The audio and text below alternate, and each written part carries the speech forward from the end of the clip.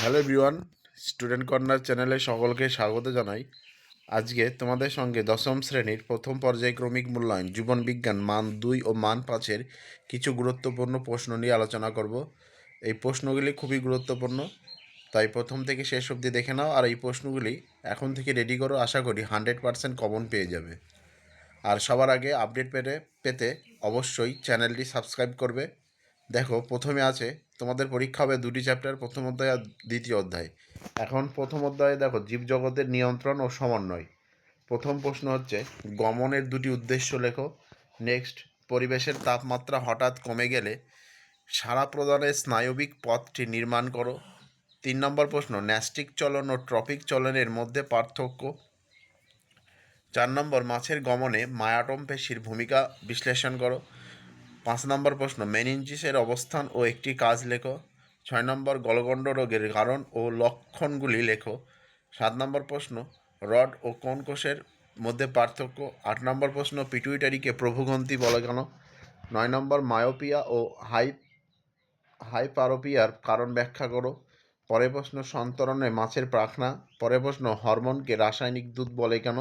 পরের প্রশ্ন, ডায়াবেটিস ইনসিপিডাসের এর কারণ ও লক্ষণ লেখো। এবার মান 5-এর দেখো, একটি নিউরনের চিত্র অঙ্কন করে নিচের অংশগুলি চিহ্নিত করো। সোয়ান কোষ, নির্জল দানা, ডেনড্রাইট, অ্যাক্সিলেমা। পরের প্রশ্ন, ট্রপিক চলনের উদ্ভিদ বৃদ্ধি রেগুলেটরের ভূমিকা ব্যাখ্যা করে উদ্দীপক ও সংবেদনশীলতার সম্পর্ক কী তা লেখো। পরের প্রশ্ন, প্রাণী হরমোনের বৈশিষ্ট্যগুলি লিপিবদ্ধ করো। এই ছিল প্রথম অধ্যায়ের মান 2 ও মান 5-এর কিছু গুরুত্বপূর্ণ প্রশ্ন। এবার দেখো দ্বিতীয় অধ্যায়ের জীবনের প্রবাহমানতা। প্রথম প্রশ্ন, মাইটোসিসের অ্যানাফেজ দশার বৈশিষ্ট্যগুলি বিবৃত করো। 2 নম্বর, যৌন জনন বলতে কী বোঝায়। পরের প্রশ্ন, উদ্ভিদ কোষের সাইটোকাইনেসিস কীভাবে ঘটেছে।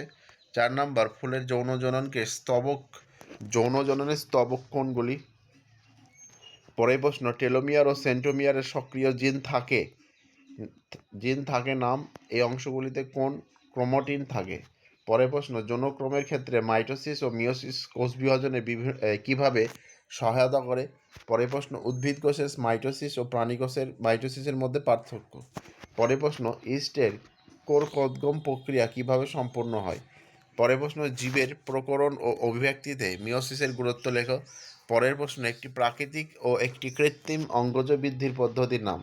এবার মান 5-এর দেখো, প্রথম প্রশ্ন, সপুষ্পক উদ্ভিদের নিষেক পদ্ধতি চিত্র এঁকে দাও। পরের প্রশ্ন, একটি আদর্শ ইউক্যারিওটিক ক্রোমোজোমের অঙ্গ সংস্থানের চিত্র অঙ্কন করে নিম্নলিখিত অংশগুলি চিহ্নিত করো। ও ক্রোমাটিড, সেন্ট্রোমিয়ার ও টেলোমিয়ার এই অংশগুলি চিহ্নিত করতে হবে। শেষ প্রশ্ন, একটি ফার্নের যৌনক্রম পর্যায়চিত্রের মাধ্যমে দেখাও। আজকে ভিডিও এই পর্যন্ত। ভিডিওটি ভালো লেগে থাকলে অবশ্যই লাইক, কমেন্ট, শেয়ার করবে। আর ইতিমধ্যে বাংলা, ইতিহাস, ভূগোল প্রশ্ন সাজেশন দিয়ে দিয়েছি, এখনও যারা দেখোনি তারা তাড়াতাড়ি দেখে নাও। আশা করি এখান থেকে 100% কমন পেয়ে যাবে। ততক্ষণ ভালো থেকে সুস্থ থাকো। পরবর্তী কোনো একটি নতুন ভিডিওতে দেখা হচ্ছে।